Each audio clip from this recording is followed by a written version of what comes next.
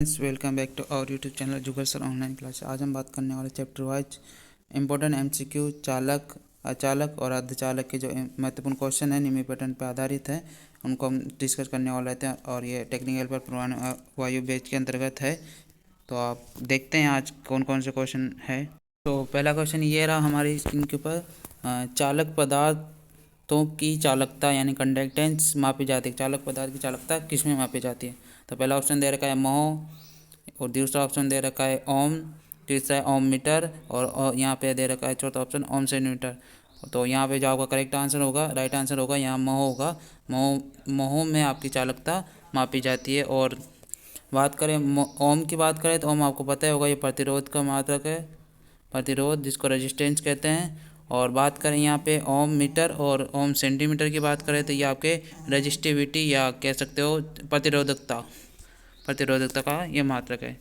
और ये जो क्वेश्चन है आपके पूछा गया था OAB में पूछा गया था, OAB में ऑर्डिनेंस फैक्ट्री बोर्ड में पूछा गया, 2018 में क्वेश्चन पूछा गया था। बात करते हैं नेक्स्ट क्वेश्चन की। नेक्स्ट क्वेश्चन जो दे रखा है आपके, कुचालक यानी इंसुलेटर में परमाणु की संयोजी कक्षा में कितने इलेक्ट्रॉन होते हैं? मतलब आपके कुचालक की जो कुचालक में परमाणु की संयोजी कक्षा में इलेक्ट्रॉन की संख्या कितनी होती है? तो पहला ऑप्शन दे रखा है 4, दूसरा है 4 से कम, फिर तीसरा 2 और चौथा है 4 से अधिक। तो जो आपके कुचालक में संयोजी इलेक्ट्रॉनों की जो संख्या होती है 4 से अधिक होती है। और बात करें कि आपके जो चालक होते हैं उसमें कितनी होती है, तो चालक में इलेक्ट्रॉनों की जो संख्या होती है वो 2 होती है। और बात करें इसमें अर्धचालक में कितनी होती है, तो अर्धचालक में आपके 4 होती है। अर्धचालक में आपकी 4 होती है और 4 से अधिक आपके कुचालक में होती है।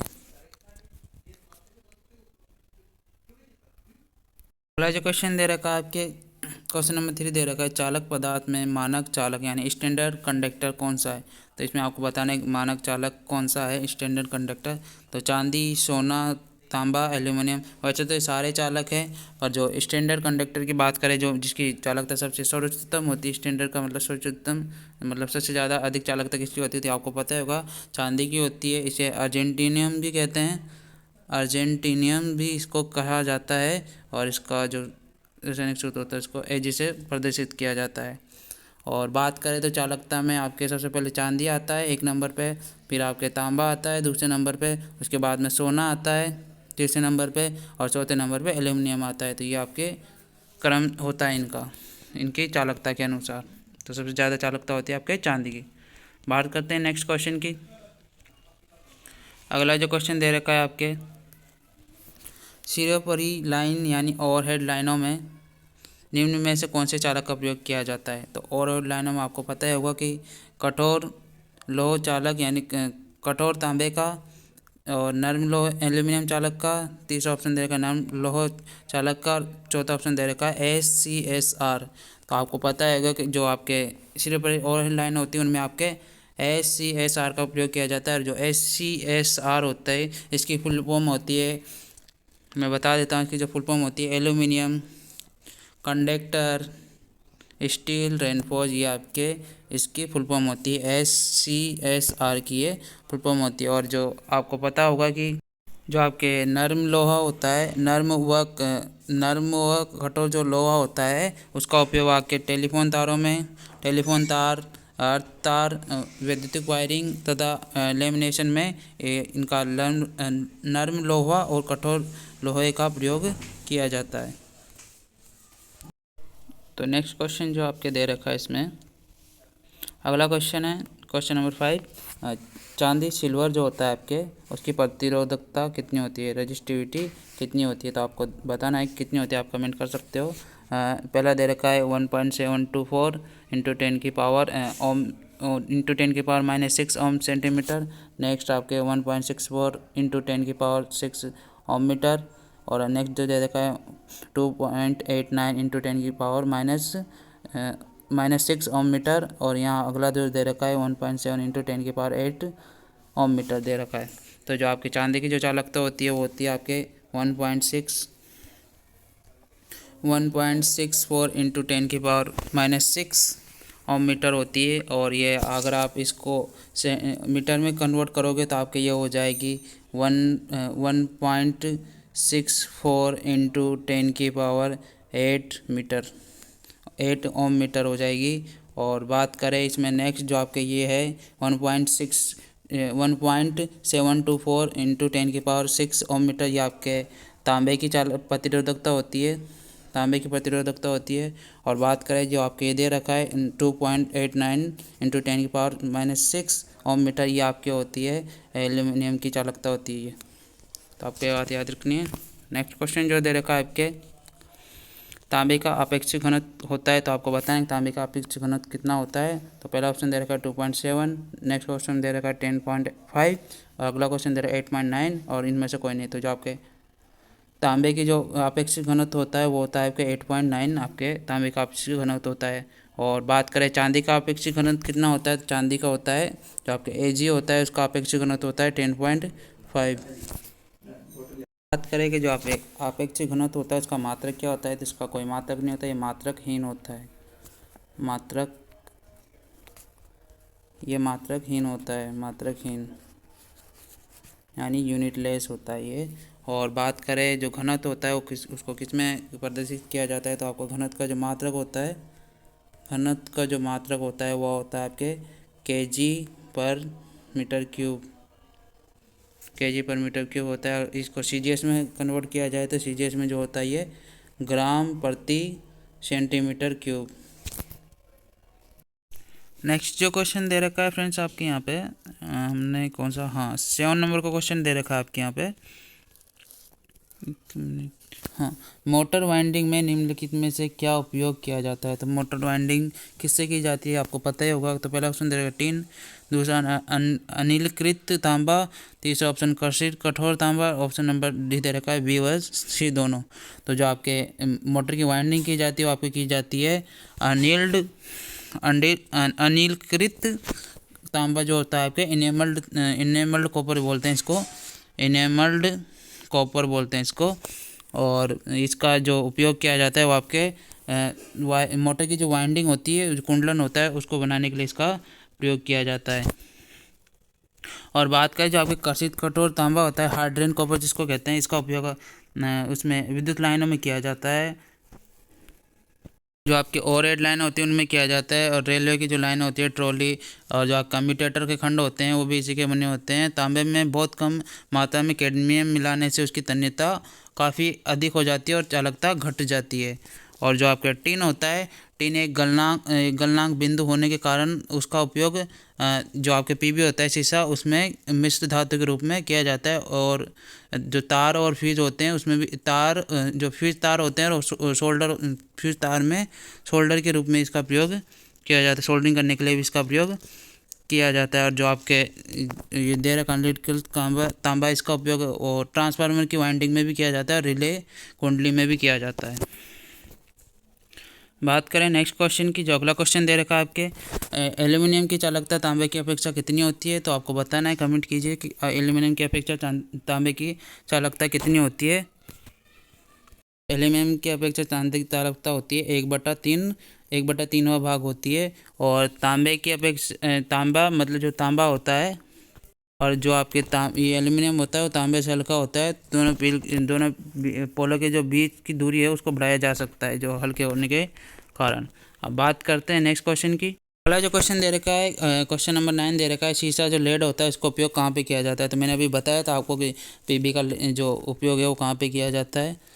सेकेंडरी सेल में केवल शीट के रूप में, सेल कंडक्टर उपयुक्त सभी में। तो जो आपके इन सभी में लेड का शीशे का उपयोग किया जाता है। और सेकेंडरी सेल जितने भी दे रखे हैं सभी में इनका प्रयोग किया जाता है। बात करते हैं नेक्स्ट क्वेश्चन की। अगला जो क्वेश्चन दे रखा है, पारा मरकरी जिसको कहते हैं, इसका उपयोग विद्युत कार्य में होता है। तो विद्युत कार्य में पारे का उपयोग कहाँ किया जाता है, कंप्यूटर, ग्लूकोज रिले, केबलों में, वोल्टमीटर में। तो आपके जो पारे का उपयोग किया जाता है वो आपके किया जाता है ग्लूकोज जो रिले होती है उसमें इसका उपयोग किया जाता है। जो ग्लूकोज रिले है वो आपके ट्रांसफार्मर की एक सुरक्षा युक्ति है जो आंतरिक दोष होने के, ट्रांसफार्मर में जो भी आंतरिक दोष होते हैं उनके, अगर कोई आंतरिक दोष है ट्रांसफार्मर में तो ये हो जाती है, ट्रिप हो जाती है। सूचना दे देती है कि आपके ट्रांसफार्मर में कोई आंतरिक त्रुटि आ गई है और ये सप्लाई को भी अलग कर देती है ताकि मशीन को कोई ट्रांसफार्मर को कोई नुकसान ना पहुँचे। नेक्स्ट जो क्वेश्चन दे रखा है, क्वेश्चन नंबर 11 दे रखा है आपके, लोहे को जंग से बचाने के लिए इस पर किसकी परत चढ़ाई जाती है। तो लोहे को जंग से बचाने के लिए आपको पता होगा जस्ते ये जेडन होता है उसकी परत आपके इस पर चढ़ाई जाती है, क्योंकि जो लोहा होता है वो वायु में आसानी से ऑक्सीकृत हो जाता है, इसलिए इसमें जंग लगना शुरू हो जाती है। और इससे बचाने के लिए आपके इसमें एक क्रिया की जाती है गैल्वेनाइजेशन, जिसको कहते हैं यशद लेपन की एक क्रिया की जाती है। उसके तहत इसमें जस्ते की परत चढ़ाई जाती है ताकि इस पर जंग ना लगे।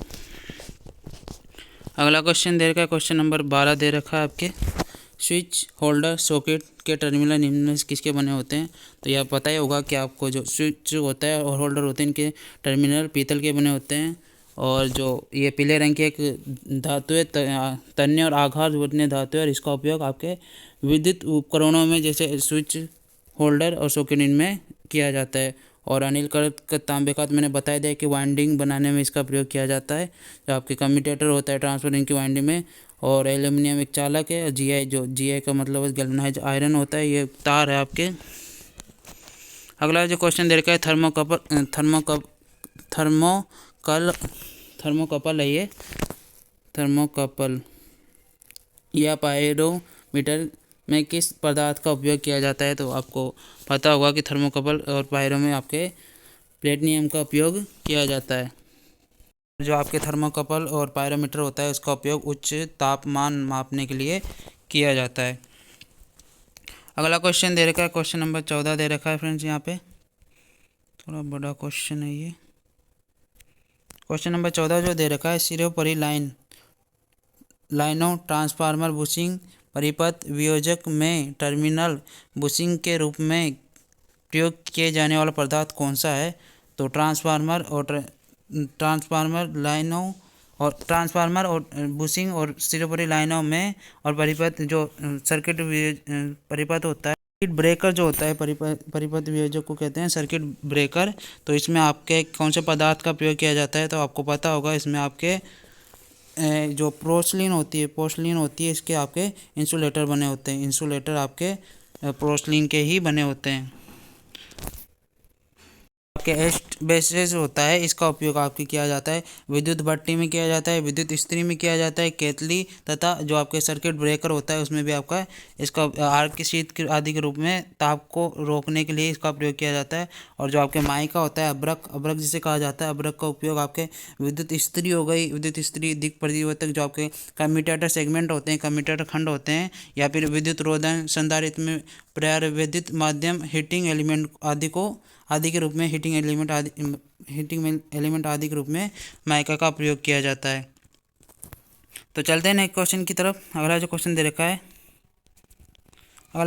रखा है, फ्रेंड्स, प्राकृतिक रूप में पाए जाने वाले अर्धचालक निम्न में से कौन से। तो प्राकृतिक रूप से जो अर्धचालक पाए जाते हैं वो है आपके जर्मेनियम, सिलिकॉन और कार्बन। आपको पता ही होगा ये प्राकृतिक रूप से यही आपके अर्धचालक पाए जाते हैं। और जो जर्मेनियम होता है वो जर्मेनियम को आपके Je से प्रदर्शित करते हैं, सिलिकॉन को Si से प्रदर्शित करते हैं, और कार्बन जो आपको होता है C। वैसे कार्बन चालक भी और कुचालक दोनों हैं। बात करें जो आपके रेजिन और सेलक दे रखा है, रेजिन और सेलक है वो आपके वार्निश चालकों की श्रेणी के अंतर्गत आते हैं। वार्निश अचालक श्रेणी के अंदर आपके ये रेजिन और सेलक आते हैं।